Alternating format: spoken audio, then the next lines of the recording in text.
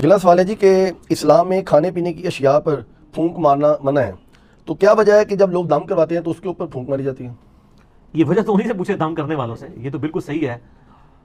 अबू दाऊद के अंदर, सुनन इब्न माजा के अंदर सही सनद के साथ हदीस मौजूद है कि नबी इस्लाम ने खाने पीने की चीज़ों में फूंक मारने से मना फरमाया है।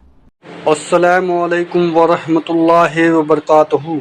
खड़े होकर खाना या पीना ये मना है। आप तो फूक की बात कर रहे हैं, लोग तो यानी अपने बुजुर्गों की थूकें डलवाते हैं और वो सहारा लेते हैं बुखारी और मुस्लिम की हदीस से।